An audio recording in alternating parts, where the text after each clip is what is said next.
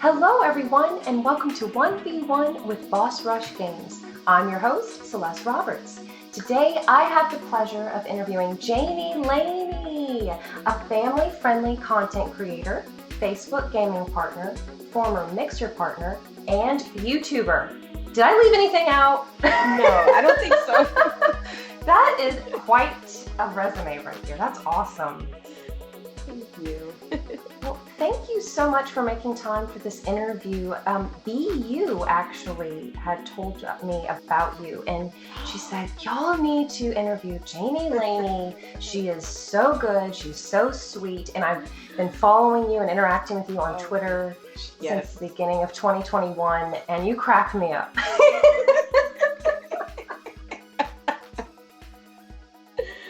Oh gosh, I did not know it was BU. That kind of makes sense now. Yes, I love BU. I love B. Oh, well, I do highly appreciate it because we know that this was long awaited. It was long awaited, Yes. But I'm glad that we're finally going to be able to connect, and yeah, I'm excited. I'm really excited. Yes. Because my process is I always reach out to people to see if they're even interested, and then unfortunately, I have a day job. And it takes some time and life happens. So I put people on my little list on my phone, and as time clears up, I reach out to them. And thank you so much. I know you've been very busy and you've had a lot going on lately. Yeah. The busyness aspect. I don't like being busy. I mean, I like it if it means I'm getting money, but at the same time, I don't like being busy. I like to be able to max and relax and all of that stuff, but it's so difficult to do that. I know what you mean. Yeah. So tell us a little bit about yourself, Janey. Would you start as far as you want to Okay. go? All right. So I was a young lad or lass when I first picked up a controller. Yeah, so I really do love games. Even though I play a lot of Minecraft now, I started off playing gosh, I think my first game was a Ronald McDonald game. Like there was a game there. I know everybody is like that never happened. No, it did happen. It was like Ronald's Treasure Island or something. So I Yeah. started off on a Sega, um, and made my way to PlayStation. I actually used to play so much Tekken. Like I used to be a big Tekken head. It was mainly I would do Tekken and Kingdom Hearts and Tomb Raider. Those were like my games growing up. I love those games. Why are people wait, how does my phone not work? Okay. Okay. You're Anyways, popular. yeah, that just goes over there.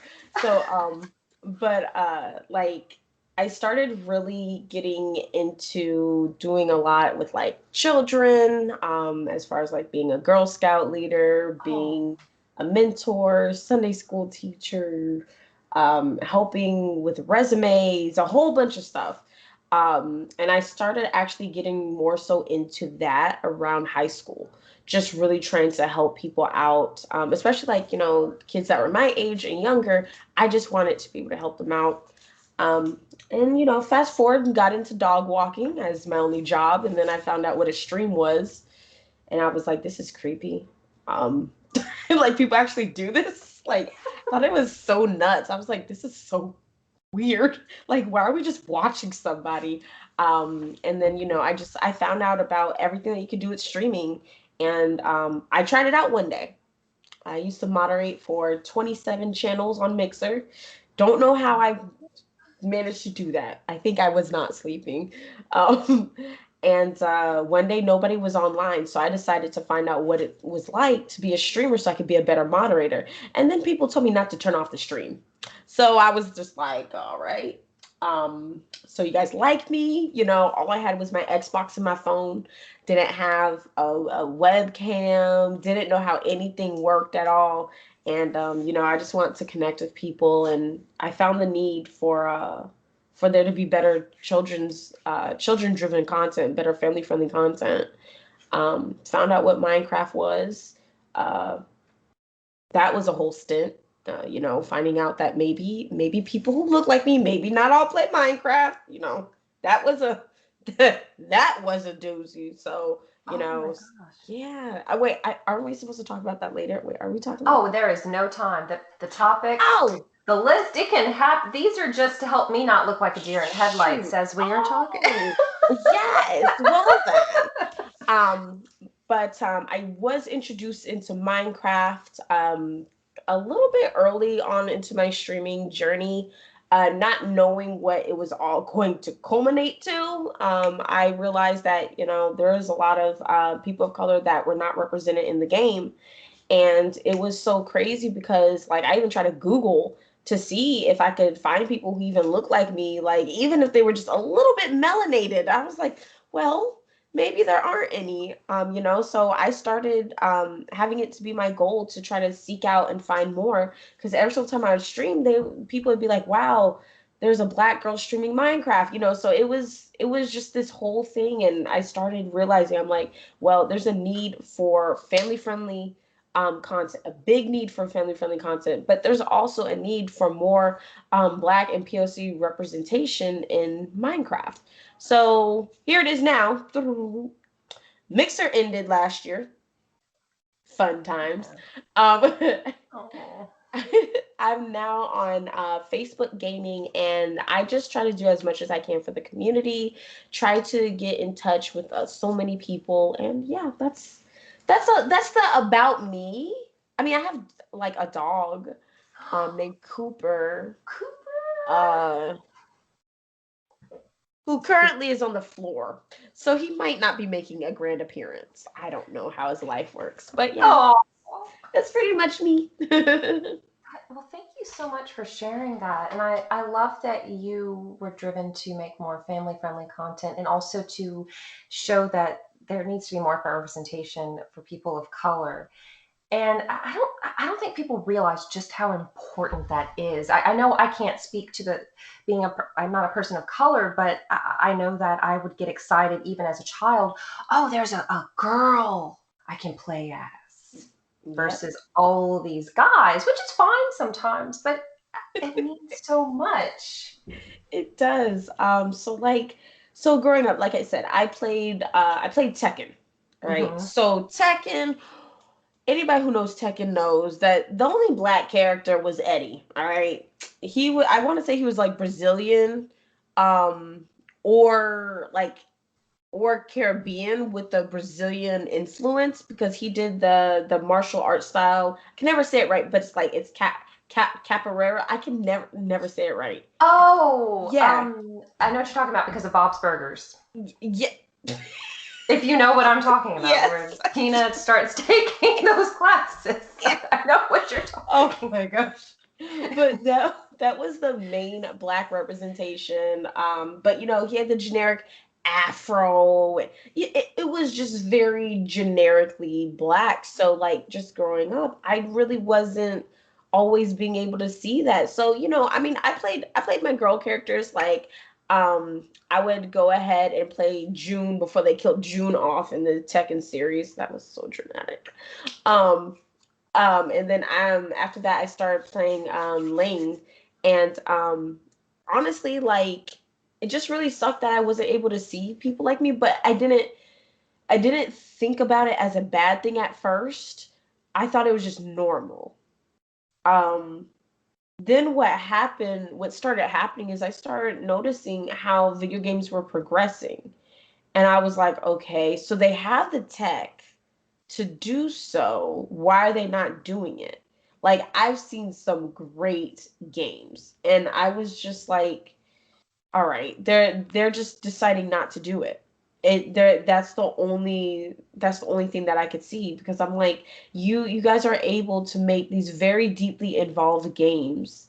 Like, I mean, honestly, Kingdom Hearts is one of the examples. All right, Kingdom Hearts, you had so many things going on. There were so many like different kind of drawing styles. Like, I feel like Kingdom Hearts had so much stuff being done on the artistic side that I'm like, wow, it would just take somebody to know how to really draw, know how to get things together, to go ahead and work on a team, have that idea, and then just have people go ahead and add the colors and everything. So I was just starting to really realize, I'm like, okay, it's not normal that they're doing this.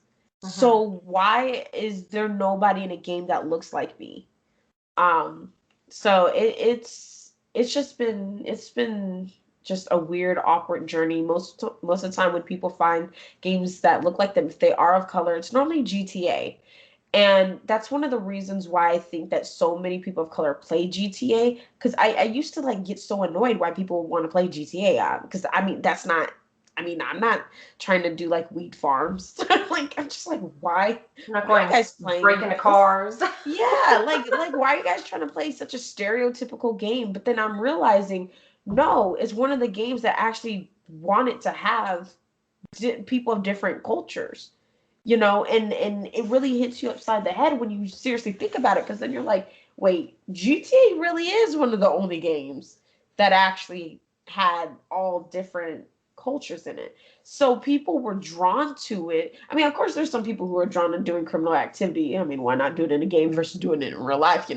But there's also people who are just drawn to actually having characters that can look like them, even if it's just with color.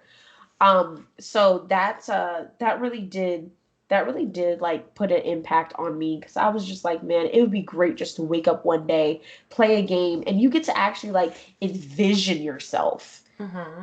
inside of that game, because you could at least have somebody who, even, I mean, they could look like you, or at least look like they could be related to you. Yeah. So yeah, so it is very important. And I think especially during this time of the pandemic, kids need to know that they are wanted in the video game space. So the fact that kids, they play Animal Crossing, right? A lot of kids play Animal Crossing. The fact that they get to be the skin color that they are, and they get to, mess around a little bit with the hair and stuff, it kind Hmm. of like puts another sense of immersion into it, especially because you can't always just see your friends. So I think that representation, it plays a valid part in a lot of people's lives, regardless of how old you are, regardless of when you started gaming. But especially during this pandemic, it helps as a coping mechanism, that you could actually see yourself in the game, because you could see yourself being awesome, battling things, hanging out with other people. Like, you can really feel like you're in there. So yeah, representation is very vital. I think I like that you were talking about Animal Crossing, and as you were speaking, I was thinking about The Sims, for example. I don't know if you were ever a big Oh Sims no, I player. was not. I Are It's we allowed to okay. be candid here? We're You, gonna be candid. it is. Okay, You can talk about whatever you want. This is your cool. time to shine. So, so about The Sims. So first and foremost, I've never been a big Sims fan. I think I've only played one Sims game, and that was on my DS. Hmm. And that was Sims Survival Island. So, but I've never been a big Sims fan, because of the fact that they don't speak anything near English or any language, and it always bothered me. I don't, Oh yeah, it the just was, Simlish. yeah, it was just noise. And that, like, it always bothered me. It really did make me cringe. Um, it was just like, why are they doing this? But another thing was that I'm not big on all simulation games. Um, because things in a lot of simulation games go not how I want them to. Um, Mm. and so the last time I tried Sims, which was probably like a year or 2 years ago, I was on the Xbox, and my sim wanted to woohoo. And I was like, nope. But it did anyways, and it got stuck in the bed. Everybody was Oh. cracking up laughing. I shut the game off because it was stuck for like 30 minutes. 30 minutes of me like clicking all the buttons, and it wasn't like the game was paused. No, just didn't want to get up. I'm like, ew. Like, it was just like so raunchy, and I was like, well, guys, this is happening. Ooh, So awkward. yeah, so there's the weird part of simulation that I really don't like. Like, it's like I don't need total real life simulation. I kind of like a little bit of a fantasy aspect. I kind of like a little bit of like maybe an objective aspect to it. Hmm. So that's, there's that. And then also, I mean, I've pointed out to several people. Sims, like what SimCity came out, what, 89 or something like that? The first Wow. Sims came out, yeah, about like 89, and it's now 2021. Okay. It took them so long just to even attempt to try to do um have black people represented in their game, having Asian people represented in their game. It's taken so long, and they don't even bother to do it right. So Hmm. I never felt an actual connection to The Sims because I just always saw that like whenever they would have somebody who was black, they always looked ashy and just disgusting, and that was just it was just never for me. So I never really got into Sims at all. I don't when people play The Sims, I don't really feel anything. I feel bad because my best friend Munchkin, she loves The Sims, like loves The Sims. She has made characters of me, I think twice. But either way, when she's playing the game, I don't feel a real sense of immersion that I'm interested in. So that's why I just never got into Sims. It just never did it for me. It was just always a game that I just never really cared for. But there are a lot of people who are doing a lot of amazing things with it. Ebonic Sims and Mira. They are two women who are on the Twitch platform, now newly verified on Twitter. They actually make custom content, especially for women of color. Like they have nice hair packs, skin packs, actual facial features, and so they are definitely working on everybody else's immersion that I cannot get into because I just don't like the game. I don't know. I'm sorry, Sims, if you guys are watching. I They're just don't always like watching. it. But yeah, so that's how the Sims thing plays out for me. No, I appreciate that. I like hearing other people's perspectives because I don't really hear that from other people. I always have been curious because I have seen in different forums, hey, I wish The Sims would step it up. It's 2019, it's 2020, it's Yep. 2021. So thank you for sharing that. And it's so easy to get lost in the silly memes and everything. But hey, if you're gonna do this, let's do it right. How about that? Right, right. Exactly. Or and some people they'll say, well, it's just a game. Well, if it's just a game, then why depict only one type of person? Like I'm fine if everybody wants to be a whole entire green alien and all of that stuff, then that's fine. But you start noticing the schism when you realize that even though it is just a game, they're working on only certain type of people being represented than others.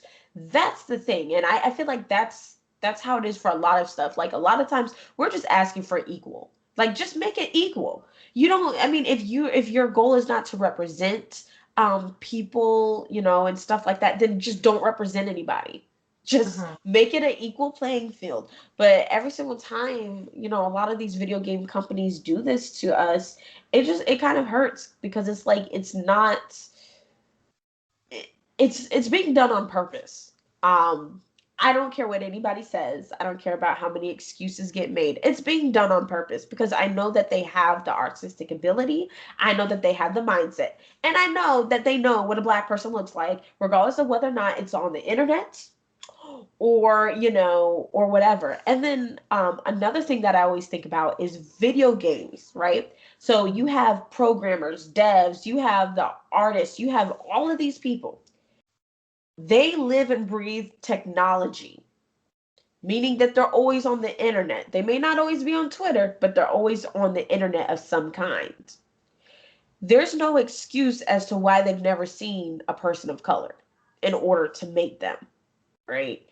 Even if you go as far as to want to use like celebrities, okay? If you wanted to go ahead and have everybody look like Beyonce, that would be, I mean, that wouldn't represent all the black people, but that would be at least you did somewhat of a job, right? So I think that like a lot of times when we are talking about representation, we're not trying to make everything about us, but what we're saying is that, all right, if you guys do need help, admit that you guys need help and we can help you. We can give you the resources so that you guys can be fair to everyone. And that's kind of just how that plays out, just fairness. Oh, wow. That is so powerful. And I wish people wouldn't be so scared to reach out and ask questions. Don't make assumptions. Ask people. Right, right. So, who are some of your favorite people of color and Black video game characters, or movie characters, book characters, anime, anything? You okay, okay. Funny thing is I actually don't watch a lot of black shows. And a lot of people have said this. They're like, how do you not watch a lot of black shows? I was like, look, I grew up watching Frasier. Okay. You're a girl after my own heart. I do love I'm a Frasier. big Frasier fan. I really am a huge Frasier fan. It's actually kind of weird, and a huge Seinfeld fan. Very awkward. I love Parks and Rec, and I love The Office. But I do have like other things that I've watched, like okay, The Cosby Show. And I know it's so controversial. I don't care. Best show ever. I hands down, I loved it so much. A lot of the character dynamics were so great because I never felt attacked. Um because what a lot of people don't understand, so this is one of the reasons why I don't watch a lot of black TV shows, is because there's a lot of colorism that goes on.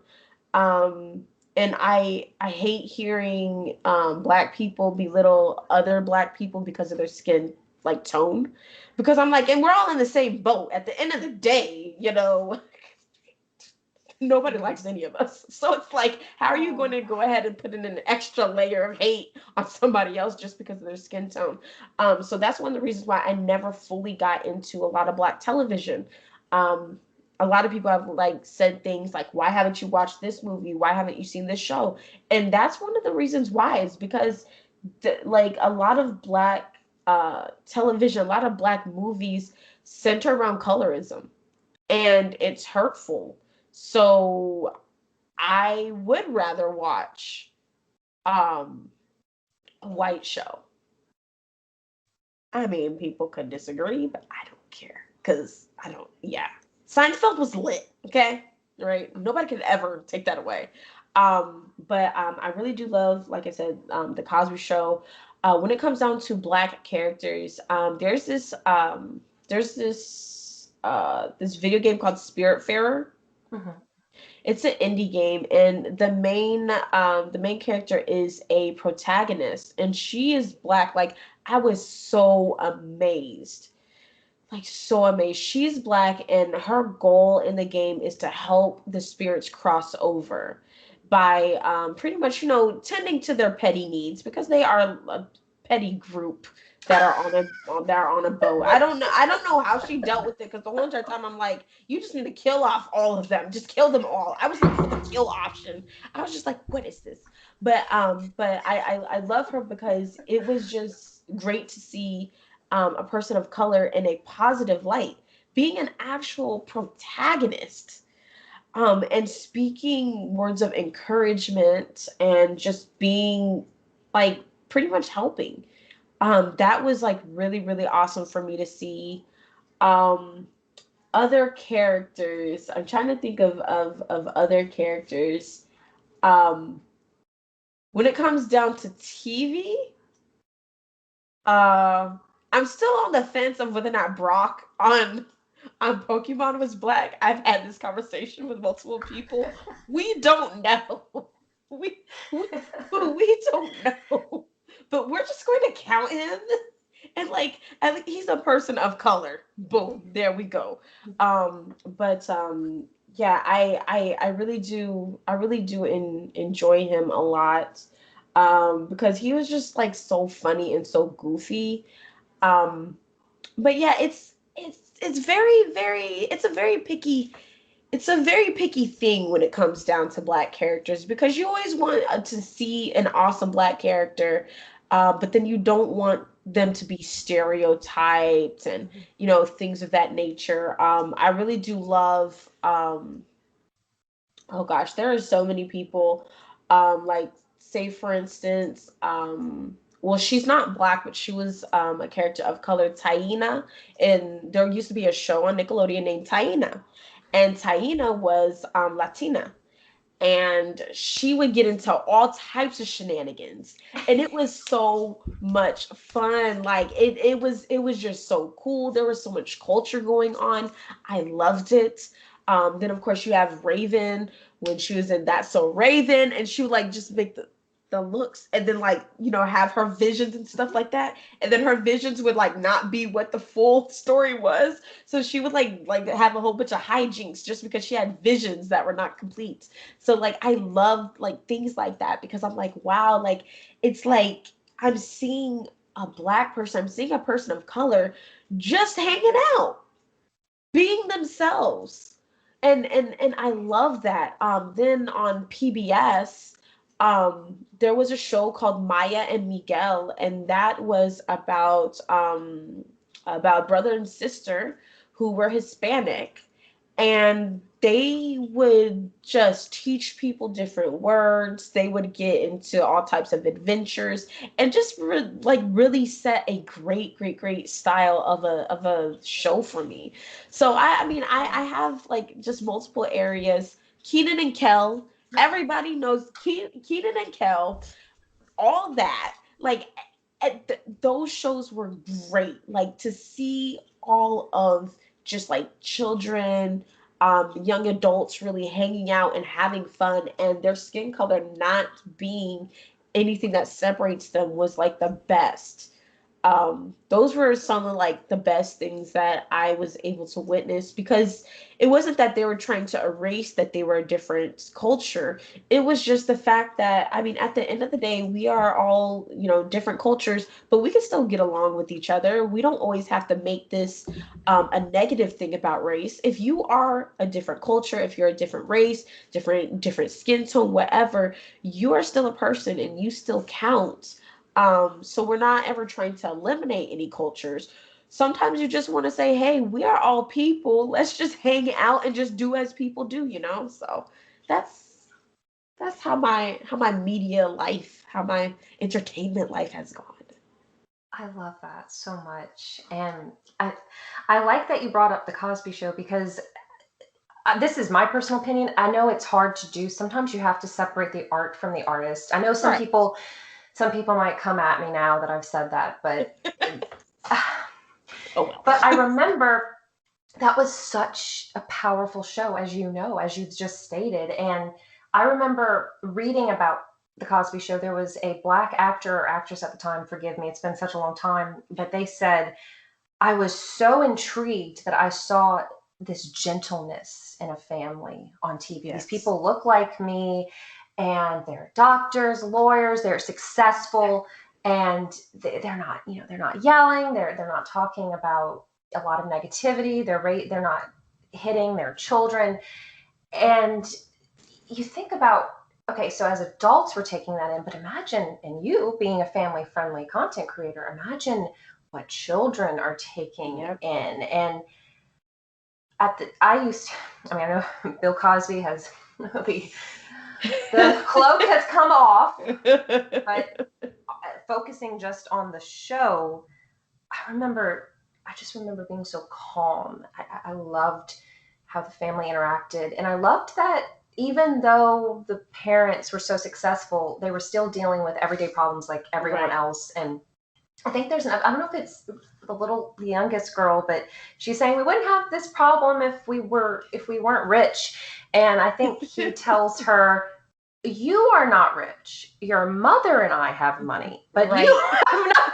Just, and I know that sounds maybe trite, but I remember that like the wheels started turning in my head because I've been around people in my lifetime who flaunt their parents' money, but it's like, no, you're not the one who worked for that. Exactly.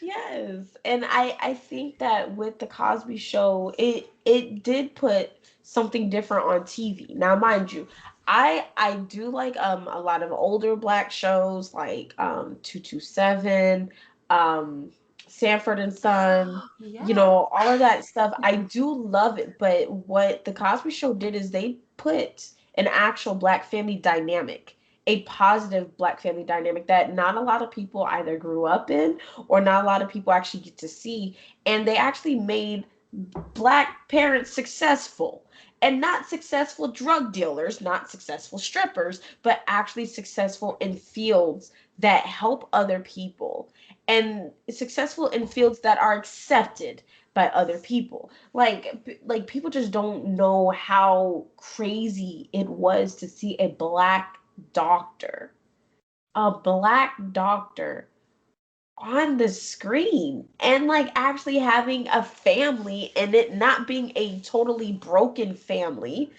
He wasn't out there cheating on everyone. Like it brought in such a big dynamic that nobody had ever fully seen before, and it was still funny without having to have a bunch of cussing. Like it was still a really really funny show. Like I still laugh at it now because it's hilarious. Like and it was just so great to see that a lot of people were inspired by it for so many years, still inspired today. And I think it is something where we do have to sit back and really think to ourselves, what do children consume? Mhm. Because what children consume is what they're going to put out in the future. So that's why, like, with me being a family friendly content creator, I'm constantly thinking to myself, how am I presenting myself? How am I talking to people? Because that's going to be reciprocated, maybe not back to me, but maybe to somebody else. So I have an actual responsibility to carry myself in such a way to make sure that I'm hitting my mark on things I want to do, because children are watching at all given times. Even there's even adults who look up to me. They're watching. They're trying to see, in what ways they could be better people. So I have to take it as a responsibility as a content creator, especially since I'm putting myself in front of people. Nobody asked me to do this. I'm putting myself in front of people. I have to make sure that I'm on my A game. I have to make sure that I'm thinking about the type of content I'm putting out. And me as a black content creator, I'm hitting a very non-properly represented demographic. And I need to make sure that, I'm doing what I have to do. Now, some people will say that's not fair, that black people always have to be they always have to try to be the proper ones and everything like that. But I'm originally from California, so I kind of can't help it. Uh, but then also, it's just like, I want to be that representation because we don't have a lot of it. So I'm proud of it.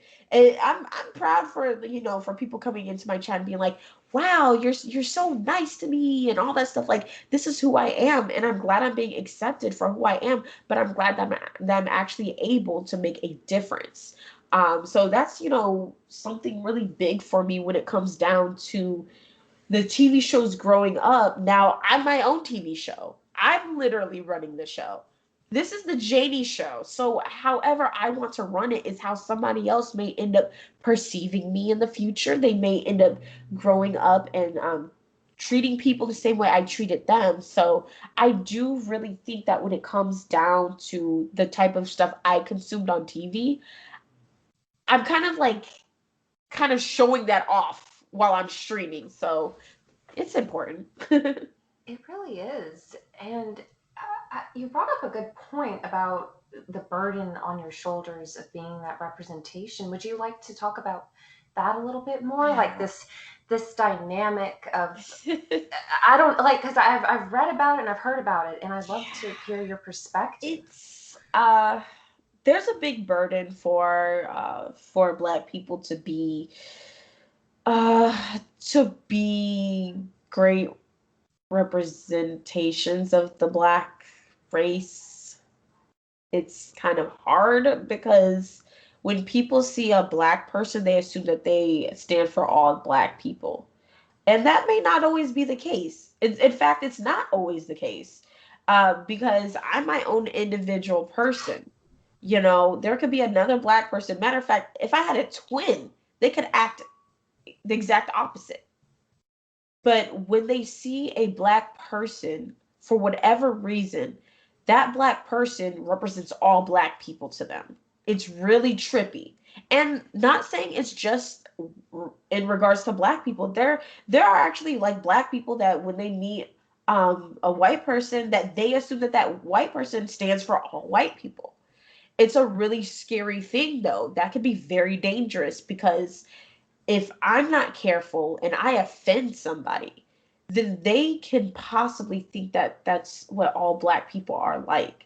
So it's a very, very, very scary position to be in because it's not necessarily a position that we elect to be in. As a Black person, as a Hispanic person, you don't elect to be a representation.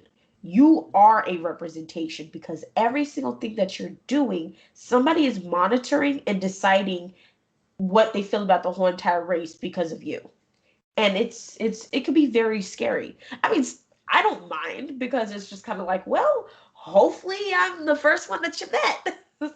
So maybe I can help shed some light. But at the same time, it's still really nerve-wracking because it's like it's not fair. Like I should be able to be my own person because I even do get comments which people think are compliments and I have to tell them no, that's not a compliment. I get comments like, "Wow, you're such a nice Black person." Can't you You're just the be a nice nicest, person? right, right. You're the nicest Black person I ever met. And I'm just like sitting here like, okay, well, if that's the case, pay me like it. I don't know what to tell you, but it's like you're putting me into a position where I'm now representing a whole entire race. I'm kind of concerned. Don't base everyone that looks like me off of just how you have your interaction with me. I would love it if you wanted to get to know other Black people and you want to go in with like no opinions and you just want to get to know people. That's great. But at the same time, don't forcefully put me into a representation spot just because I'm like this enigma that showed up in your feed just because one day you see me and I might look darker than everybody else, don't make me that representation. But because I know I am the representation, I know it, I understand it, I decide to take responsibility. And I decide to say, all right, since I know I'm the representation, let me go ahead and represent the things that are important to me because I know that they will help people in the future. So it's kind of like a two-edged sword when it comes down to the representation because a lot of it is forced. A lot of people don't ask to be a representative. Like there's people who just want to live their lives. They don't want to be seen as a member of the Black race. They don't want that. It's not a title that you want. Because if it's a title, when you have that title, every single thing that you do gets scrutinized. It's very scary, very dangerous. So that's something that I think people need to realize. Even people who are Asian, mind you, okay, there are various Asian countries, meaning that there are various Asian cultures. So if you meet a Chinese person, that person is in no way a huge representative for the whole Asian cultures because there's multiple cultures. You cannot meet a Chinese person and think that every single Asian person is going to be the same. You can't. But a lot of times that's what people do. They That's a great meet point. they meet somebody and then they just assume that everybody that looks like that is the same. And like I said, it could be very dangerous because you might meet somebody who just has their own agenda and, maybe they just feel like being a criminal. That doesn't mean everybody else is a criminal. But when people see non-white people, they choose to cling to one person as a representation, as a representative. So there are some people who watch my stream that they don't have any other Black friends. They don't. I'm literally the only Black person that's ever entered their home through my stream. Yeah, Oh, so and they let me know about it and I'm not going to say yeah, go around and find more Black people because that might not come off as well, but I let them know, don't be afraid to like reach out to other people. Like don't make me your only source of a Black person because there's other people who are not like me. There's other people who may love 18 plus content all the time. You may blend well with them. So it's just kind of scary sometimes being the representation because a lot of times I don't call for it. I don't even want it sometimes because I'm like, I don't want you to hold me up to this high pedestal. Because if I am not doing something that I need to do, you are then going to fault the rest of the Black people. So it's trippy. It's a trippy thing. And it shouldn't just be on the burden shouldn't just be on your shoulders and other people's shoulders. It has to meet you have to meet people halfway. Other people Right. need to realize, have some common sense. Hey, this is a person. Yeah. Most This people, most people, a person means a white person, a Black person means a Black person. We are still there are still people that still for whatever reason they pick parts of history to hold on to, and one of the parts of history that I always find to be interesting is the fact that a Black person, including an Asian person, um, a Hispanic person, in America, predominantly, they were not always seen as people. Matter of fact, one Black person was not seen as a whole person. It was law, I can't remember through the years, but it was law that a Black person stood for three-fifths of a person. A Black male was three-fifths of a person, not even a whole person. And this went through with politics, this went through with economics. And it went through with politics so that when it came down to the election times and stuff, like how many people represented a state and everything, when they would tell people, well, every Black person is only three-fifths of a person, it tried to work out politically so certain states wouldn't have a certain amount of representation. And it's really trippy. It's like, what the heck? Like first everybody was a slave, but then when you decided to say, okay, you guys aren't slaves anymore, well, you're still not a human. You're still not a full human. So there's just a lot with it. And I feel like the more that we have these conversations, the more we actually just want to reach out to each other. It will get better. I hope so. And I don't know if I've expressed to you, I actually live in the South, and I live in Louisiana. Oh. And yeah, yeah, I Oh. live Oh. about an hour from New Orleans. So, Oh, okay. which Southern Louisiana, it's kind of a mix of typical Southern stuff, but also its own thing with all the different influences. And recently, where I live, there was a massacre Oh. in the during it was a slave not it was after slavery, and there was a sugarcane riot because the Black workers were unhappy with how they were being treated. And I'm reading the book about it right now, and we weren't taught that in my history class when we were talking about the Civil War in the 1800s. But within the last 5 years, someone sat down and did the research and interviewed the descendants of the survivors. And we need to have these conversations. We need to talk about the ugly parts of our history. And Right. I think that's so important, and we need to love one another. I mean, you and everyone listening has seen what 2020 and even before 2020 look. You think we would be better, but it's and I've had conversations. I have some Black neighbors, and whenever I bring them cookies or just hang out, I asked one of them, I'm like, what is it like living here? I just have to know, because he's a Black male, and he's like, I appreciate you like asking me. He's like, I'm just trying to live my life like everybody else, raise my family, go to work, and but I still do think these conversations are important. Yeah, and sometimes it is a little bit off-putting when people ask stuff because it's kind of like, why are you asking? And then, Oh, yeah. and it's still something where we still have our guard up Yeah. because there are so many companies who are performative, so many people who are performative, so many people who are ready to take advantage that sometimes and sometimes it's the Black people trying to take advantage of the other Black people. That's a whole nother story.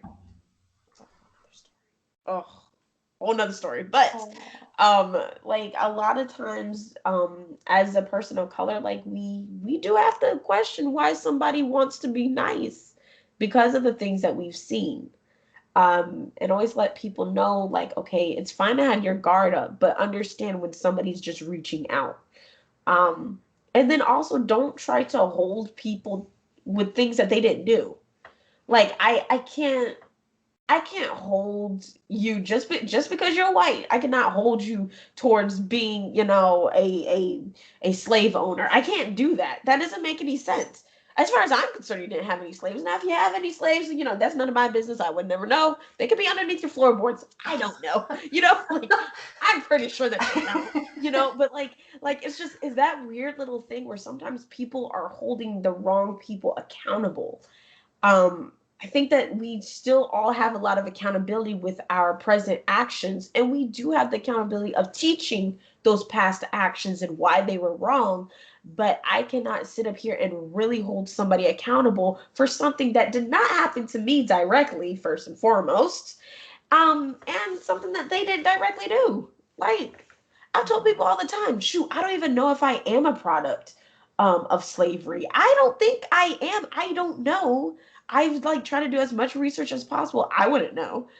Um, so I think that it works on multiple aspects, but we're never going to get to everyone feeling that way until we start having these conversations and stop trying to hide everything.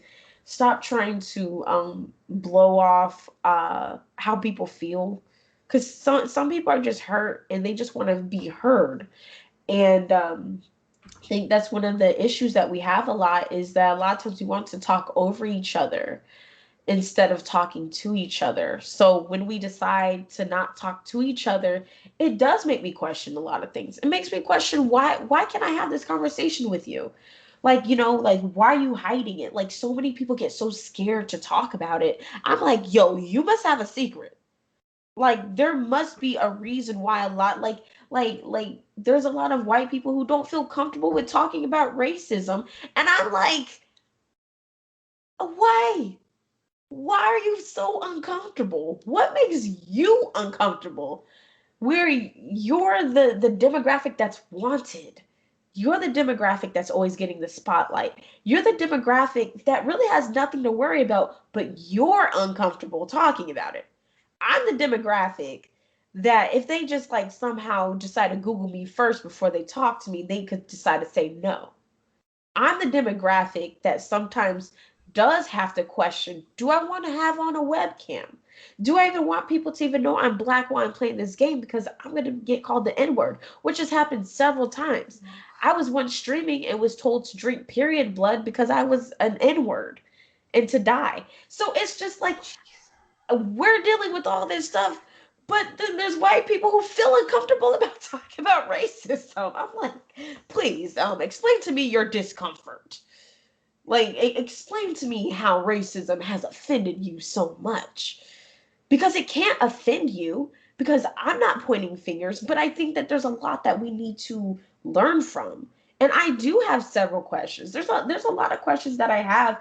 I even want to ask racist people questions. They never want to talk to me, unfortunately. It's kind of difficult to secure an interview with them, but I have so many questions because I just want clarification. I want to know, is there something that I have done directly? Is there something that I can help with? Is somebody racist simply because they just had a seriously bad traumatic experience with the black person, with the Hispanic person, or with somebody else? Like, was it just that bad of an experience that it taunted you? So I believe that these kind of conversations need to continue, but I think that the only way for them to continue is for us to stop being so offended to talk about them. Like, why is racism taboo? Like, people could talk about sex all day and could talk about a whole bunch of raunchy stuff that should be taboo, that I don't want to hear about.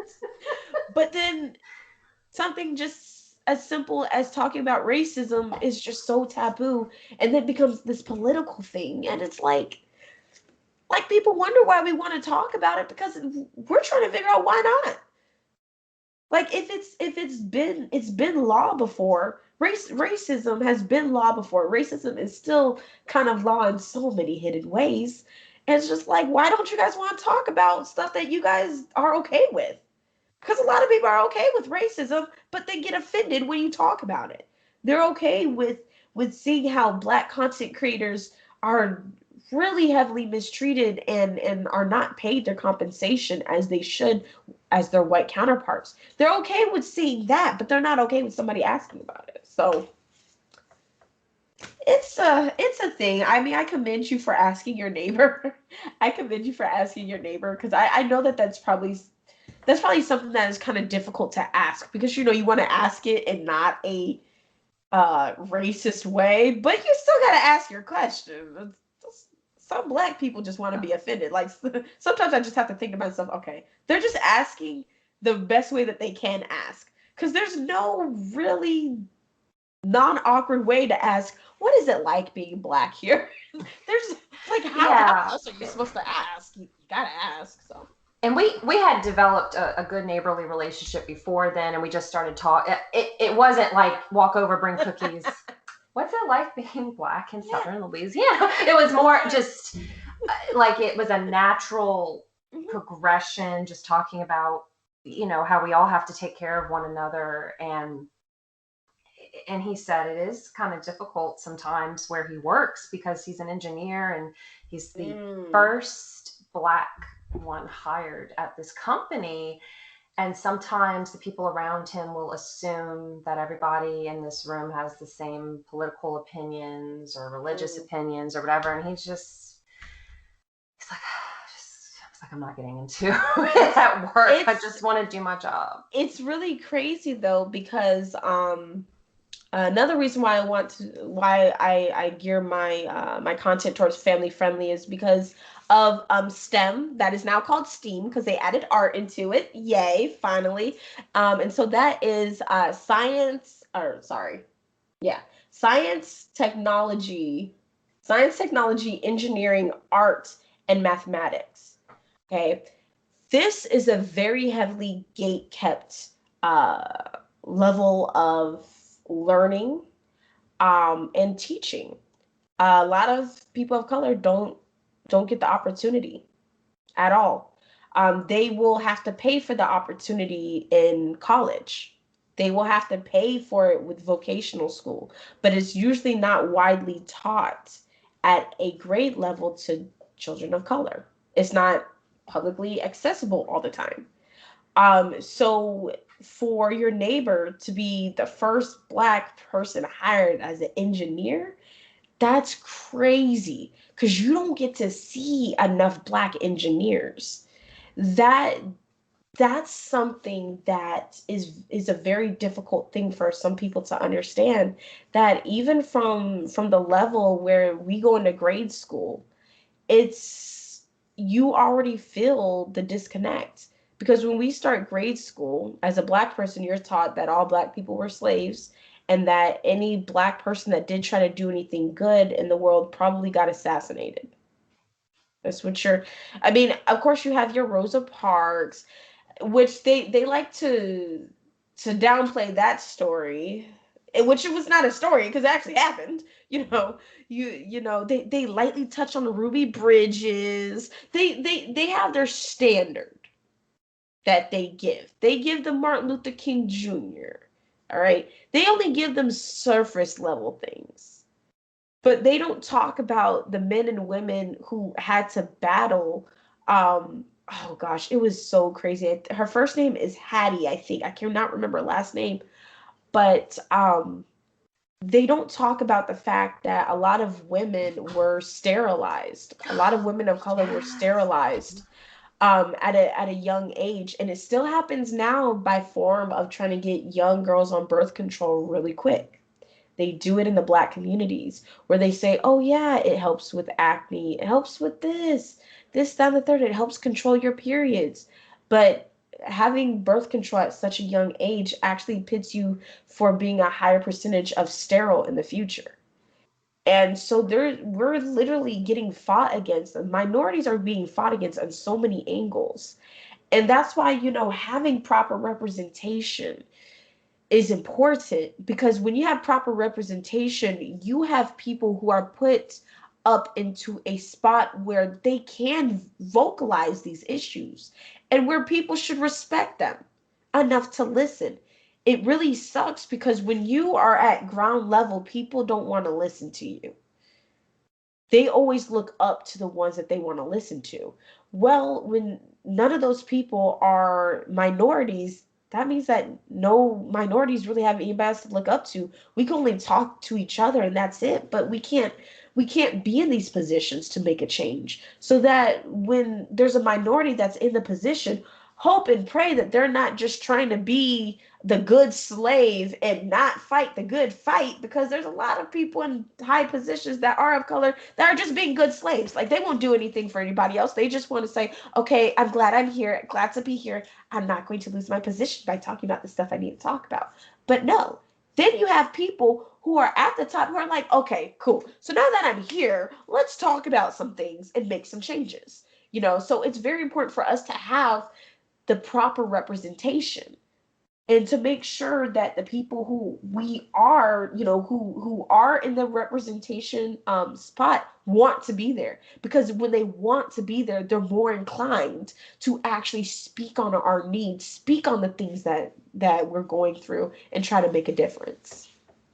Oh, that is so awesome. Thank you for sharing all of that. I hope people are really listening and really Yeah. digesting everything you're saying. I know it's about to be, it's supposed to be about video games. Sorry, guys. My bad, bros. It's about you, Jamie. It's about you and whatever you'd like to talk about. But video games are a reflection of life, and this is Yeah. life.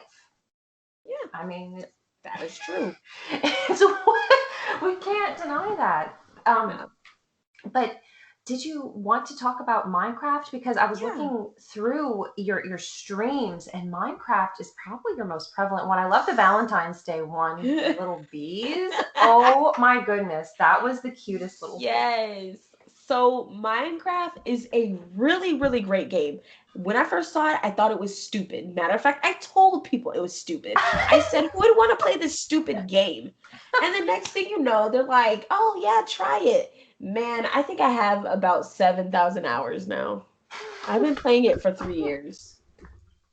And I'm on it all the time. Like there's just so many things that you could do in it. You could play like all sorts of different ways. And I hate when people ask me about what Minecraft is about, because I'm like, you just need to experience it. Because oh, excuse me. Okay, yawn.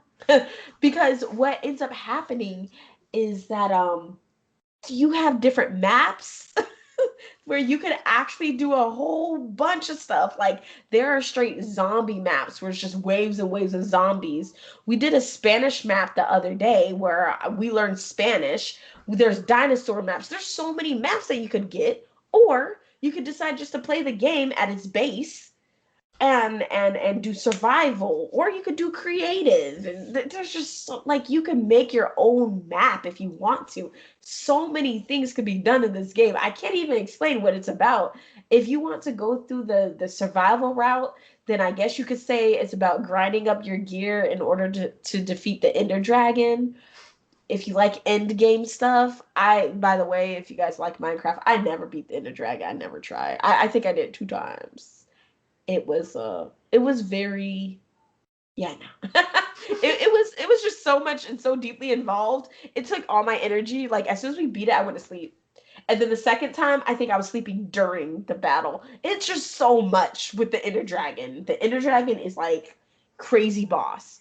And then you have stuff that happens after. But like the game in itself, like just so much creativity. And I'm glad I found it, because I found a game that has been around for over a decade. Okay, Minecraft has been around for over a decade. It's one of the most popular games in the whole entire world. And that's through all of the downloads. That is through even just like pop culture.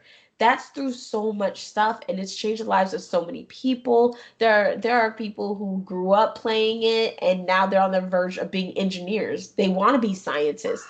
They want to do a lot of things, because you can actually do engineering in Minecraft. Yeah. What? Yeah, you could do it. This called redstone. So redstone, what a lot of people think about is automation. It allows you to essentially put electricity into your builds. It allows you to put more automation to the point where you could walk into a room and the lights turn on when you step in. You don't have to hit a switch. So there's like a lot Oh. that Redstone does, and it goes deep into engineering. And I find that to be amazing that you can actually learn in a game without trying to learn. You can learn about your real world. When it comes down to the bees, they wanted to actually do an initiative to talk about how bees are important. One of the devs, this is on their YouTube channel, one of the devs actually went to, I cannot remember the name, the official name of the bee place. Oh gosh, I cannot think of what the name is, but they went to an actual bee farm and learned about the bees in order to prepare for them putting bees into the game. Like, Wow. yeah, like got into the bee suit What? and everything. Learned about the differences between a bee's nest and a bee's hive, which is wild. Okay, It's what's the difference? actually Do you know? so a bee nest is the actual thing that you see, the actual bee thing that you see where they live in the wild. A beehive is actually what we make, which is in these boxes. But we Oh. always get it confused because a beehive sounds more like what they actually regularly live in. Hmm. So it's interesting. It's interesting to see the technical terms and stuff. But either way, though, it was just so crazy to see him. I did meet him too, and ask them all about the bees. Where did Um, you meet him? oh, at Minecon. Oh. Yeah, yeah. I got to meet like a lot of people that work at Minecraft and Mojang and Microsoft directly at Minecon. So to meet him and just to be like, okay, like that's cool. Like you did the bees thing. Like how was that? Like I thought it was really nice. I thought it was really So cool. happy you had that opportunity. That's Yeah, outstanding. yeah. And Minecraft, they've been very welcoming of me. Like I still think it's like really really crazy how I remember in 2018 when I first got into Minecraft, I watched Minecon and I was like, yo, I want to be there next year. And like that was in October. So at about January or February, I had the weird notion to decide to just like message all the devs on Twitter. You did it. You did it.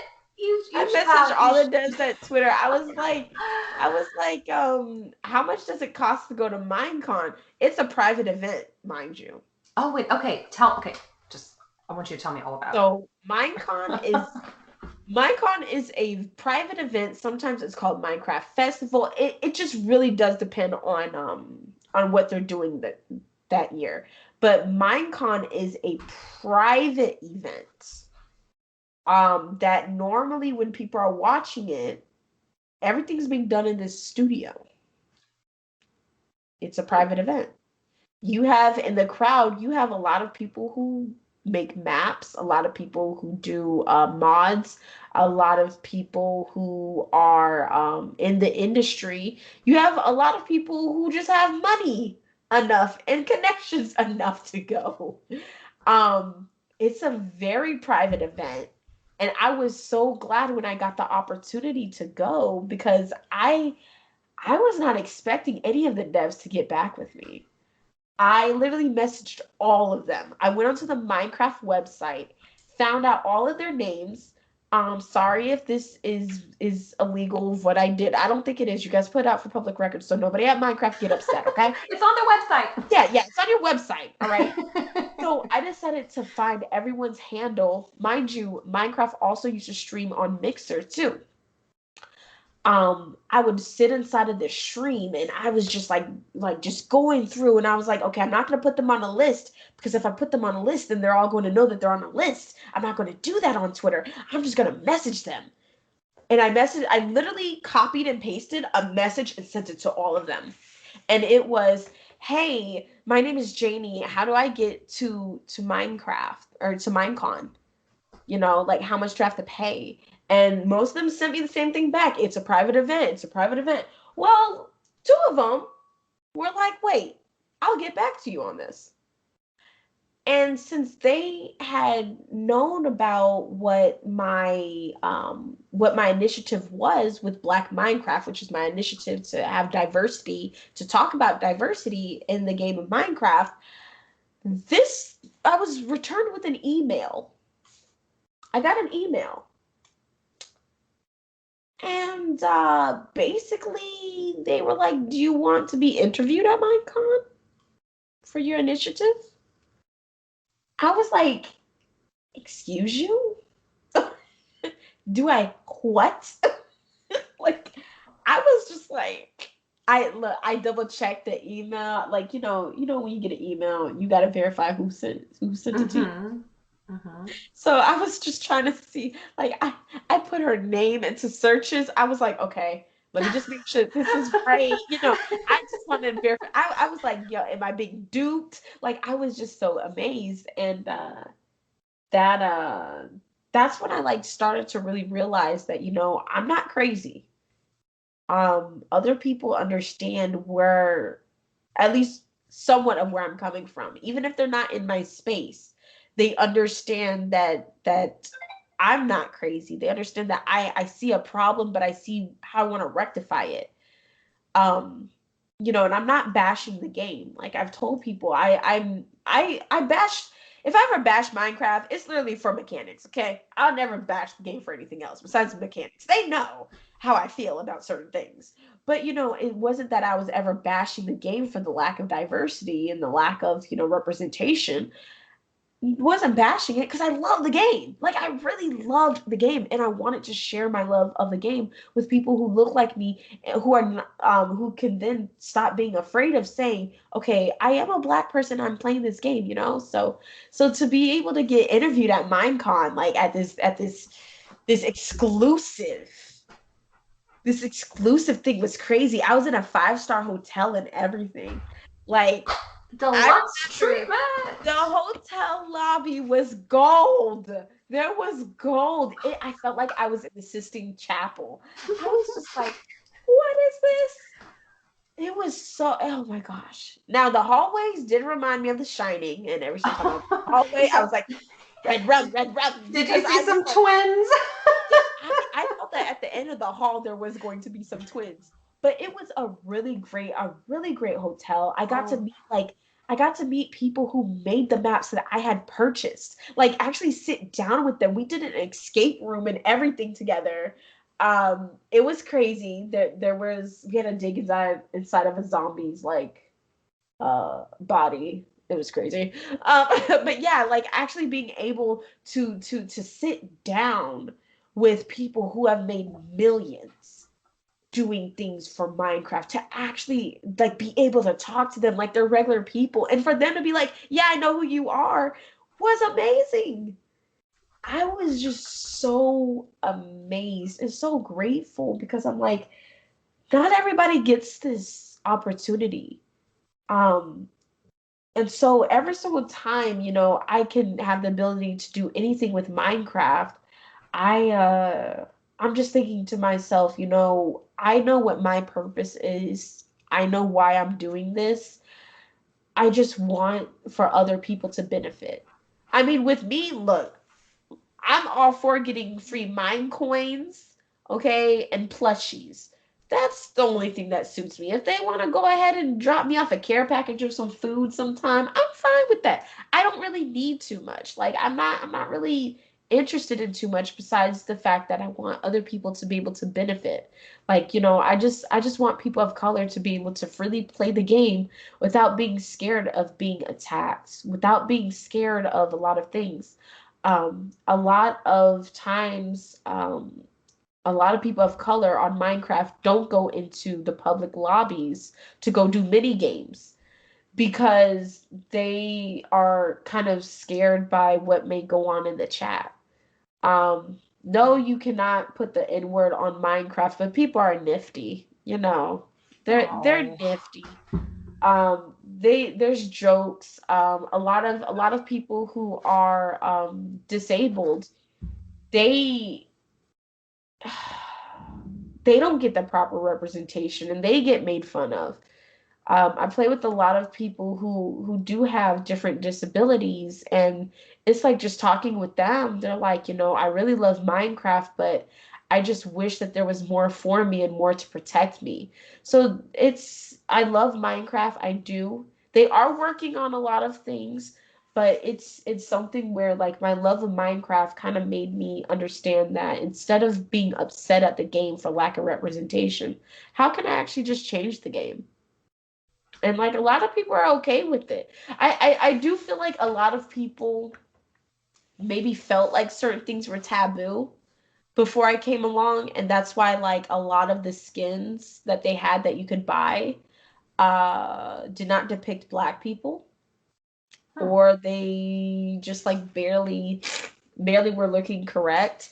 I've noticed, and that's not trying to say that I'm like the best person in the world, but I've noticed that ever since I have come along, I have been seeing more skins for black people. When I first started, it took me hours to realize that I had to pay to be black in the game. Like none of the free skins allowed for me to be black. Now they have this character creator um, where you can actually create your character on the game, and you could be whatever color you want to be and all of that. So, I have noticed that the game has changed a little, but there's so much progression that's yet to be had because we need to start having the conversations. It's not just okay, well, here we go, you get to be black in the game now. It's not just that, because there's still the stigmas, there's still the attitudes, there's still like just even the interactions that are still lacking. So, and that's just from the in game part. What about the content creators? There should be more black content creators for Minecraft. And truth be told, there are some, you don't ever hear about them. So that's where Black Minecraft comes into play, because we have opened up a server where I'm going to get all of the black content creators who do Minecraft in Bedrock and in Java. We're gonna all end up playing together. I'm going to do some showcasing with them and stuff like that, trying to get their names out there, because it's a very, very, very, very gate kept community of content creators. But I just want people to know, like, look, we're not here for the gatekeeping. I'm not here for it. I want everyone to get, their I want everybody to be rewarded for their hard work. Like I know one black content creator, he's actually working on a soundtrack for his Minecraft adventures. He Oh. has a whole entire series coming out. It's called Stand Up Guy. And he's working on the soundtrack. And I was like, "You're doing what?" He's like, "Yeah, I'm in the soundtrack phase." I'm like, "Why are you doing a whole soundtrack?" Like, but he's making it a whole production. And that's the type of stuff that I feel like does need to be highlighted. Like, why are we not talking about this? He's talked about it on Twitter. Why are we not boosting this? So there's a lot. Like I said, I love Minecraft. Minecraft is a great game, but I really do appreciate Minecraft and Mojang as a whole for allowing me to make an impact. Um, because at the end, they did allow me to make an impact. They did, because they didn't have to do what they've been doing. They didn't have to even entertain my DMs, because I was definitely sliding in everybody's DM. They did not I have to love. entertain that. They didn't have to interview me at Minecon. They didn't have to do a lot of things. They didn't even have to recognize me whatsoever. But I decided to go ahead and use my voice, because I really do love the game. And I think that that is important when we do call for representation in these video games. We need a call for representation without belittling the game.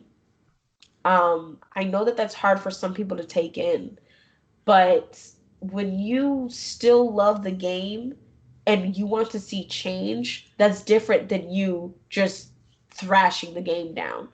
That's why I can't speak fully on The Sims, because I don't like the game. So I can't say, I can only say but so much, but because I don't like the game, I'm not going to play it. I notice what I notice. I notice lack of representation, but it's not my space to be highlighted in that sector, because I don't even like the game.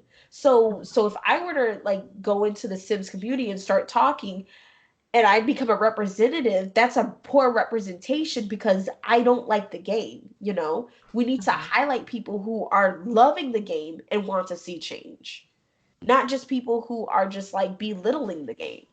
And I think that that's one of the things that really does drive me, because I used to take so much heat for streaming Minecraft, a lot of it, and it wasn't just coming from one type of people. Like a lot of people would be like, why are you black and playing this game? You should be playing Call of Duty, you should be playing NBA 2K, you should be playing GTA, you know, why not go do Fortnite? They have black characters in Fortnite. Like, you know, like those are the type of comments that I've gotten over the years. And I'm just sitting here like, yo, I really just love the game. Like, even if there's a lack of representation, I love the game and I want to change that lack of representation. I want it to be a normal thing. So, you know, that's pretty much where that boils down to. I wish I could have been you when I was younger with all this courage and just conviction, and you have such a glow about you, Janey. Just this comfort and this confidence, and this is who I am. And you can take it or leave it. And I wish more people. I just it warms my heart to know that kids can look up to you, and adults. Yeah. Adults need role models too. Yes. I mean, it took a long, okay, to be honest with you, it took a long time. So when I was on Mixer, I did not add the webcam until I hit over 4,000 followers. Because me and my friend Munchkin, we were talking, I was like, oh my gosh, this is gonna be so weird. Like, if I'm gonna go along with Black Minecraft and if I'm gonna talk about representation, I need to show representation. So I need to get over all of my fears. I need to get over the weird little self-esteem things. And not saying that they are very minor, but compared to what I want to do, they are minor. um I do think that, you know, self-esteem is very important for us to always talk about and for us to always recognize, but at the same time sometimes our self-esteem needs to be put on the back burner when we are just trying to embark on something different. Like, there are a lot of things I need to get over, with my self-esteem in order to progress. So sometimes I have to, and it don't take this the wrong way, it's not like I really enjoy being on camera. I'm It's whatever. But you know, sometimes I have to let that little sliver of fear, doubt, and just like not really feeling it. Sometimes I have to just like put that to the side and just think Mm-hmm. to myself, all right, for the greater good, I need to add this camera. The first time I added the camera, it was like the shock heard around the world on Mixer. People were coming in because, mind you, I used to mod for so many channels. So when somebody said, "Oh no, Janey has a camera," they put it on Twitter and people started coming into my stream. I was like trying to move out the way. I wanted to turn it off, but I didn't know how to turn off the camera. Like, there was so much stuff. I was just like, "Don't see me." But it was kind of difficult, especially because I'm like black. So it's like, "No, you're there. We see you." So it was nuts. But like, that's just what I'm thinking about though, is that like a lot of people do see me as a role model. And I'm just thinking to myself, wow, like, you know, it's, if this is what I'm going to do, I need to add the camera. You know, so being able to get partnered on Mixer, which I literally got partnered on Mixer when I only had a phone and I had my Xbox, did not have a computer. Yeah, didn't have anything like that. And literally my phone was how I read chat, because everybody knows that that Mixer chat that popped up on the screen was very delayed. So I read my chat on my phone, and I remember getting partnered and thinking to myself, wow, going into the partner Discord, and I'm sitting up there asking about how to set up Scotty Bot to do certain things, and people are like, Scotty Bot? Oh, we don't use that. We use this. Why are you using? And I'm like, I'm on Xbox. They're like, oh, you don't have a PC? No, I don't. But I set up my overlays and everything using my phone and using Internet Explorer on the Xbox. Okay. I set up my overlays, my alerts, and everything, like added music to the stream. I literally was, I would download the music on my phone. I would use an MP3 cutter and everything like that. I was doing, it took me 3 hours though, but I was like, I was doing it. I did all of that stuff, had all of my alerts going. all of my alerts going. And I was just telling people, I'm like, look, I'm proof that you don't need to have the most like expensive setup in order to get anywhere in your content creation. All you have to do is just have the want to do it. Because people know, like, yo, my stream, oh my God, my stream used to be pixelated half the time. Like, it was terrible quality. Plus, I was actually on Wi-Fi too. Like, it just it used to be bad.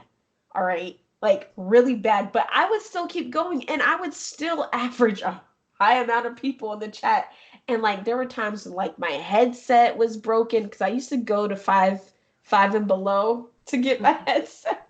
So thank God that those days are over. But whatever. So, but those would always be breaking. Like my $5 only went but so far, and like so like sometimes and this is before I got a mic. Sometimes I would like type into the chat on my phone like, "We are doing an ASMR stream." They'll be like, "Wow," I'll be like, "Because my mic is broke." So you gotta deal with it, So I was literally the little streamer that could. That's what I would call myself, the little streamer that could, because I was just always trying and always crying. Like there was so many times when my stream would go down, I'd just be crying. I'd be like, okay, done crying now. Let's try again. So like I've gone through the content creation steps that a lot of people are dealing with. I've gone through having beyond dead chats. Had to do that a couple times because, mind you, Mixer went down. So I did dead chats for a long time and then had to go back to having dead chats again. I've done the whole entire partnership. I've done things with Microsoft directly, with Xbox directly, with Minecraft directly. I've done a lot of these things. I did an extra life hosting at Comic Con, San Diego Comic Con. Then after that, help Netflix with one of their little panels. Like I've done a lot of these things, and it's just like when people really see me as a content creator, I'm like, look, I can help as much as I can help. I may not know everything. I may have some resources, but I can tell you that you don't need to think of this as a pipe dream. You can literally make everything happen for you. And I'm not even the richest person in content creation either. I'm just thinking to myself, I probably don't want to be the richest person in content creation, but I still have like so far I could go. So for me being a full-time content creator, I know that there's a lot of eyes on me in several different ways. It's kind of nutty. It's kind of crazy. So what are some of your future plans? So Oh, because when you said you could go so many places, I'd love to know. well, one of my plans is to gain enough clout, okay? Because you need enough clout to do some things. I don't care what anybody says. Some stuff is just about clout. It really is. But I just want to gain um enough of a national and international fan base to the point where I can put Minecraft into the public school system, so that public schools will be okay with using Minecraft Education Edition in order to teach students, especially students who may not learn on the same levels. Like I said, a lot of people I play with have different disabilities. I play with a lot of people who have mental disabilities, but know and understand Minecraft like it's nothing. Just crazy. Like there's a lot of kids who I've played with who they've told me that they're in special ed classes and that they struggle with math a lot. They struggle learning. But then they'll be talking to me saying all this, right? While they're building this really serious piece of architecture and then engineering it to have electricity. And I'm just sitting here like, you're in special ed classes. They're like, yeah, like one person, they're like, yeah, my brain doesn't function right. So I'm in special ed. And I'm like, okay, well, how does that work? They're like, well, I have this big class of kids and some people get violent a little bit. I'm not violent though. I'm like, well, I'm glad that you're not violent. And they're like, but I can't learn with other kids because I have a scar on my head. And I'm like, wow. And just them just telling me about like all the surgeries that they've done. Some of them have never walked a day in their life.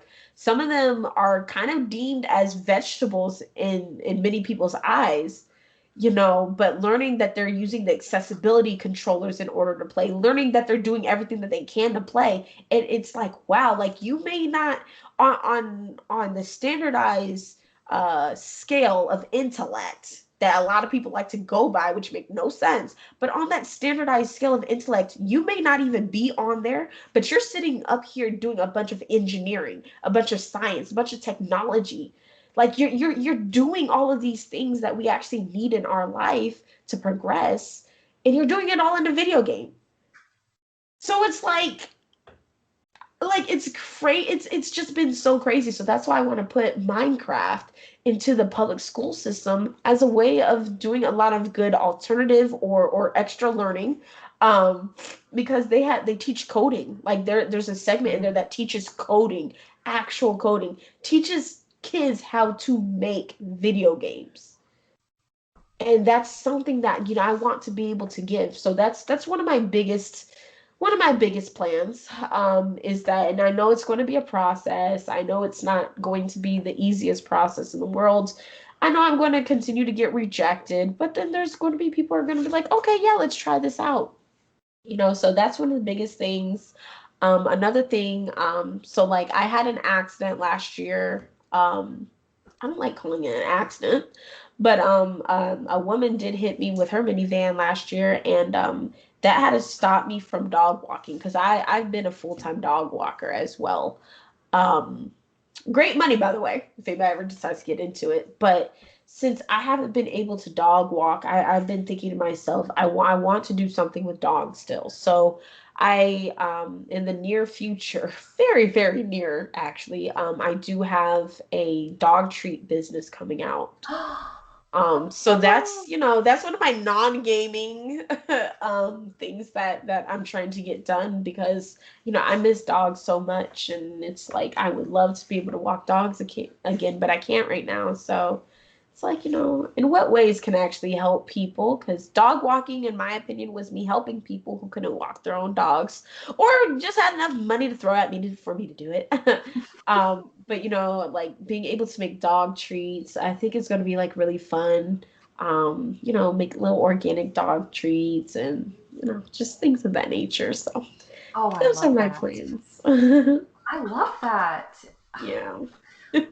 And now I did notice on your profile you mentioned Women of Xbox. Yes. Is that something you're still involved with? Yes, in a weird way, because that was a strange happening that started like right after my birthday. Oh, okay. Um, yeah. Yeah, I think it was like the day after my birthday, or was it the day before my birthday? Anyways, I had a weird birthday, because I was getting emails. Um, so strange. I ended up getting an email from someone that was like, "Hey, Xbox and Minecraft want to send you something." And as per usual, oh, I Googled them because I was like, "What in the mess is this?" Like, and they sent it to the email that's on my Twitter. So I'm like, okay, they have to have been from Twitter. Come to find Mm-hmm. out, the person was following me the whole entire time and I didn't know. But they were like, Minecraft and Xbox want to send you something. So I was like, okay, okay. And then this one girl, Diana, aka Attack on Geek, she then messages me and is like, hey, I want to do an article about you. And I'm like, okay, for what? And she's like, for upcoming Women's History Month and everything like that. So okay, okay. And then like, Xbox sent me a card. The card was actually really cool. It had a mirror in it, and it was basically saying thank you so much for being a great representation of women with Xbox and all of this stuff. And it had a lot of nice words of encouragement. But I was still like, okay, don't know why I got this. Like I'm still thinking to myself, don't understand. And then, Dinah did the article. And her article series was called Women of Xbox. She actually has a whole entire thing called Women of Xbox, where she works to highlight women in Xbox. Like she wants to highlight the ones who are content creators, gamers, everything like that, who are making an impact. So so I was like, okay, yeah, that's fine. Then all of a sudden, Xbox hits me with the controller, and I'm like, what is this? And the controller talks. Like it says a lot of encouraging words coming from women who play Xbox, women who help develop things with games. Like, it's so crazy. And I know some of the women because I follow them on Twitter. They follow me. And I was amazed. So the Women of Xbox thing it's a whole it's it's a whole initiative from one person, but it was also a whole initiative from another person because they were not working with each other. Diana was not working with the woman who made this Xbox controller. And that's what I thought was really crazy. Because I'm like, I'm being recognized by Xbox for being a woman of Xbox. And then I'm being recognized by a woman who does a bunch of things through Xbox with her showcasings and everything like that. But I'm being recognized by her. She used to be a Mixer partner and she's also a Facebook partner. But I'm being recognized for the impact that I've had on the Xbox community. I find it to be that's really surreal. Like I was not expecting it at all. I know a lot of times people will be like, "Oh, I didn't know about this," but they knew about the whole entire time. I'm just sitting up there like, "Hey, yo, why do you guys even know my email? I need to take that off my Twitter." Like, I'm just like, why are you guys attacking me like this? So like, the Woman of Xbox it's a whole thing. There's going to be more things coming out of it. On Attack on Geek side, there's going to be like she's doing a lot of things.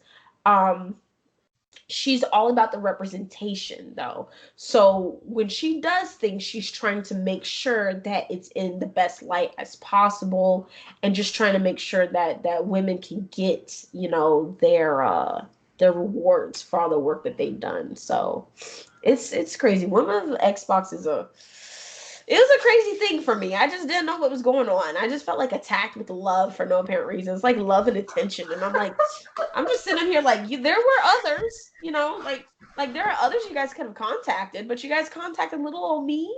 Like, oh, thanks, so it was crazy. Congratulations. Thank you. That is outstanding. Well, do you have any advice for anybody who might be interested in streaming and getting started? Yeah. Don't invest everything. Don't invest everything that you got. Don't do it. Don't do it. And again, don't do it. When you first start, just do it because you want to do it. Just start up because you just want to show people your gameplay if you're going through the gaming arena. If you're not going through the gaming arena, because I don't just play video games, I do whatever the heck I want.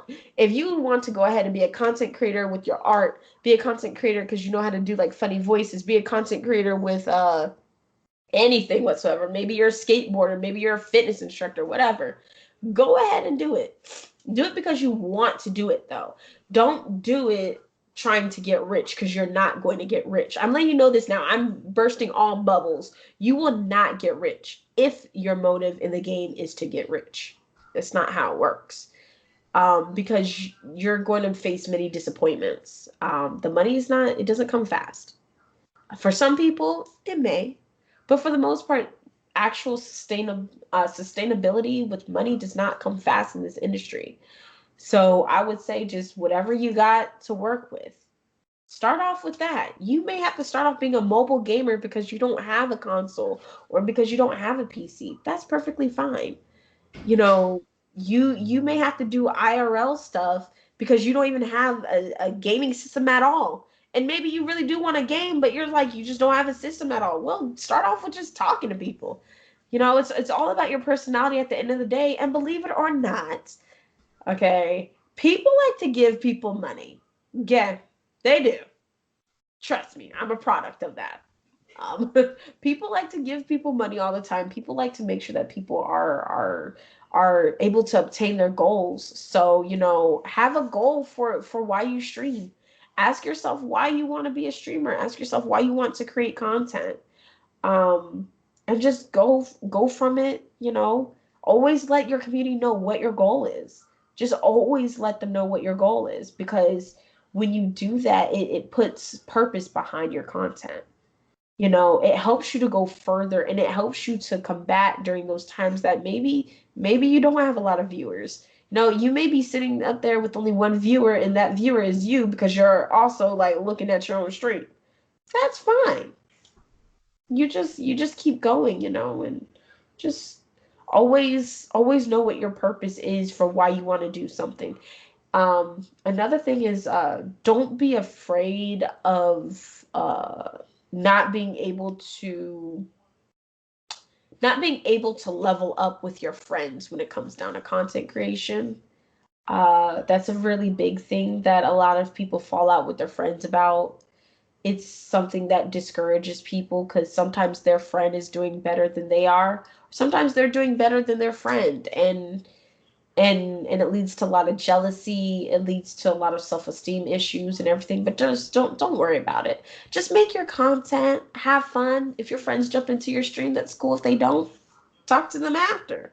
You're Mhm. fine. And those are just some things that I would definitely love to tell people. Thank you for that. You have to be true to yourself, and Yeah. you have to do it because you love it. With anything, right? Yeah. Yeah, I mean, I wish that more people did things because they love it, but I feel like if everybody worked in that way, maybe we wouldn't have certain things to be done. Because believe it or not, there are some people who are meant to not love what they do for a living, and that sucks. It really Mhm. sucks. But there's some people who are okay with it. There's some people who are okay with having a 9 to 5 that they don't like. It pays the bills. So at some aspect they like it. They might not like it fully, but it pays the bills. But yeah, just whatever you do, even if it's something that's like things that you have to do when you're done from work. Just make sure it's something that you like. I mean, mind you, you said that you have a job that you normally have to go to, but then you get to do things like this, which is like, okay, well, I do have a job that I normally go to, but when I'm done with that job, I get to do fun things that I like that Exactly. balance me, and you need that mental stability and that mental balance. So if you guys are trying to do content creation or anything outside of things that you have to do, make sure that you like doing it. Because I mean, I hate when people sit on stream and they're looking all rotten and stuff. And I'm like, man, what's wrong with you? Oh, nobody's in my stream. Okay, well, are you having a fun time? No. All right, then just cut the stream off and go to sleep. Do something else because clearly your energy is all wrong. You need to be able to have fun and, like, chill. Like, this is your space. You are the curator of your own space. Whenever you guys do anything that you just choose to do, you are a curator of that space. You can make that space whatever you want it to make.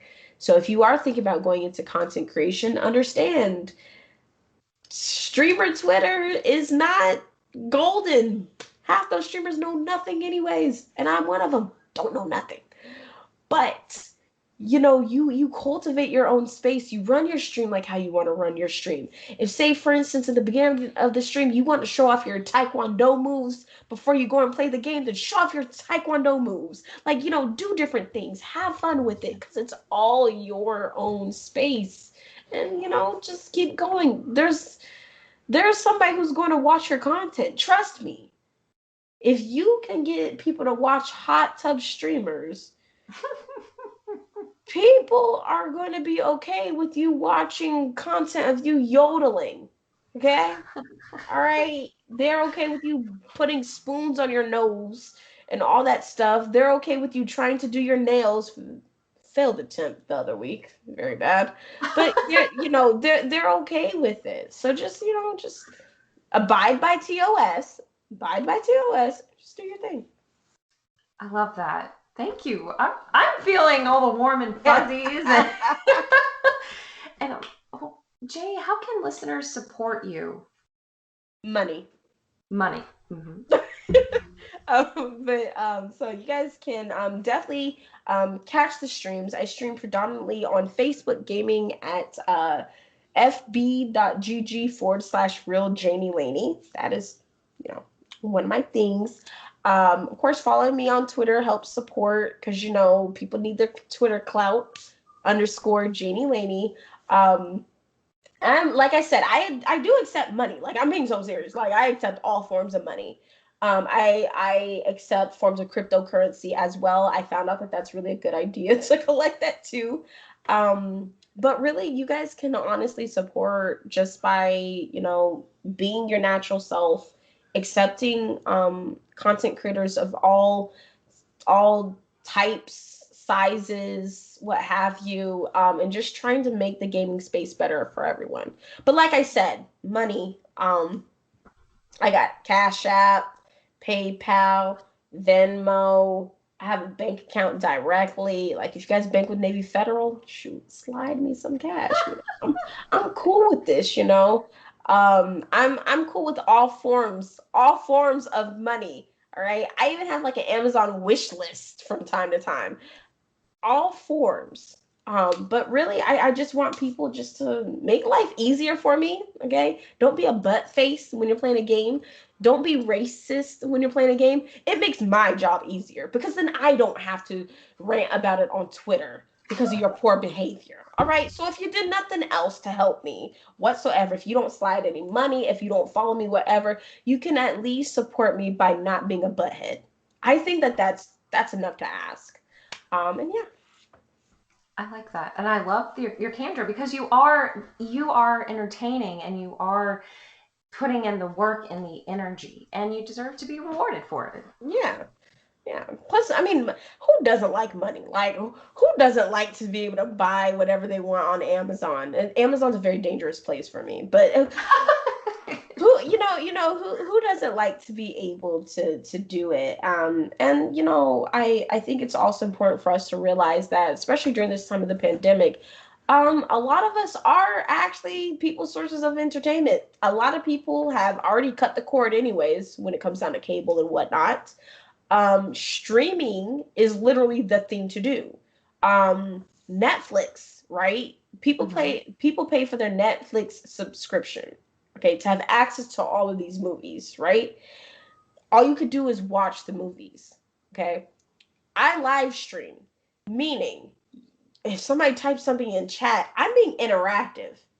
So I'm going live, creating entertainment, but then I'm also creating interactive entertainment. You could even sometimes play the game with me. So it's just kind of like, why would you guys not? I mean, of course, if you don't have it, you don't have it. I don't mind. I don't really care.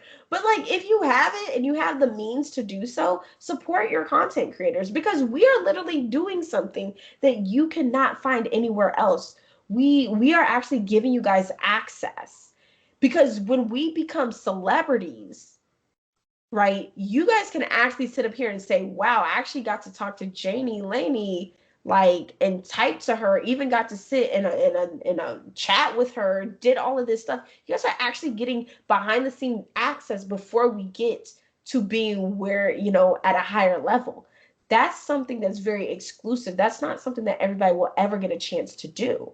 So Hmm. if you guys do know you guys love your favorite content creators in any way, shape, form, or fashion, support them, even if it's just a like and a share on things. Follow them on Twitter. That's one of the best ways you guys can support all of us because anytime we do anything and we post it on Twitter, sometimes we just need a retweet.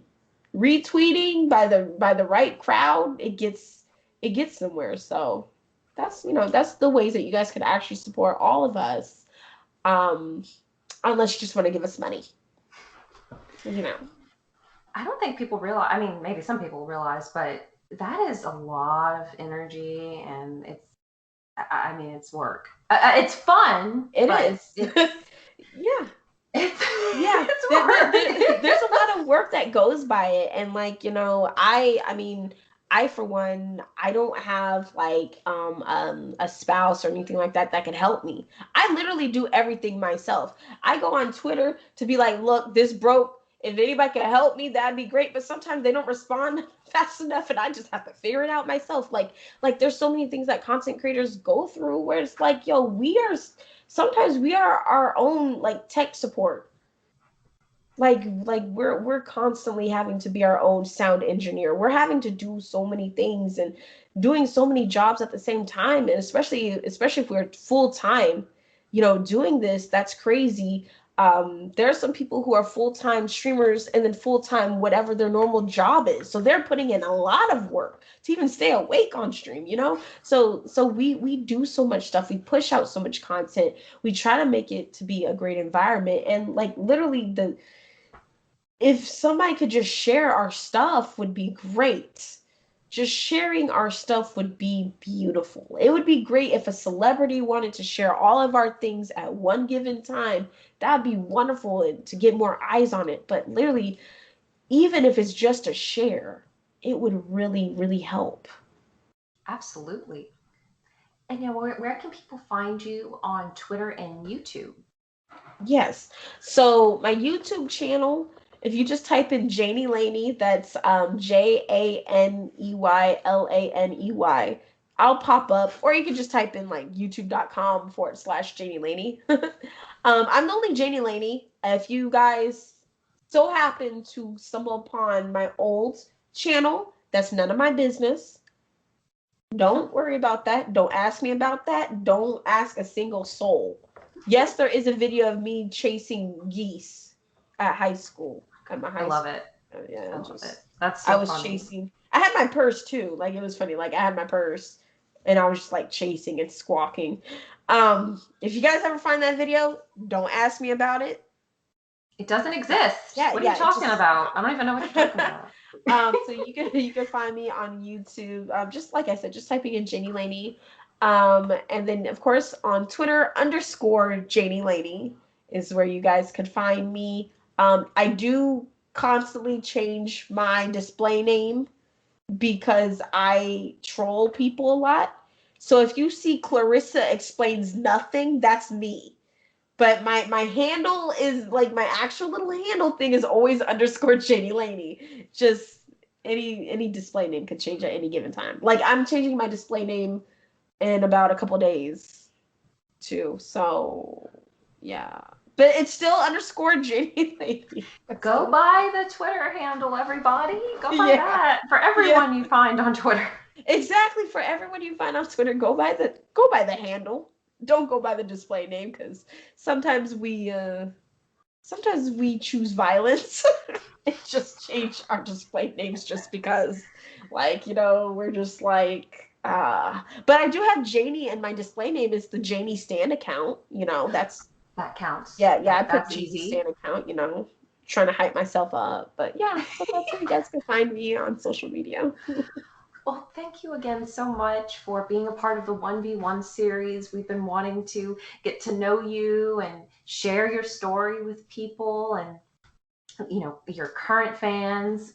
Maybe some people who listen to this will become fans, anything. So thank you so much for taking the time out of your day for this, Janey. I really appreciate it.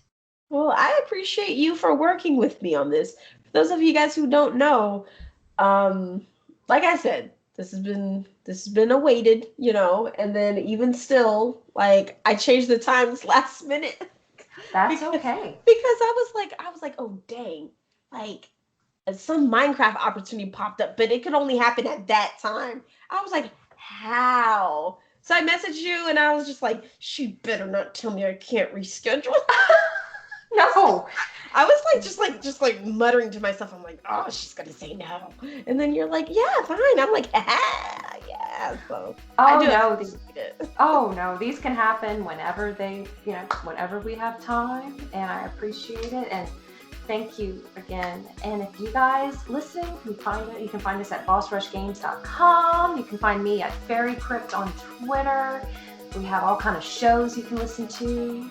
And yeah, until next time, we'll see you later. Bye, guys.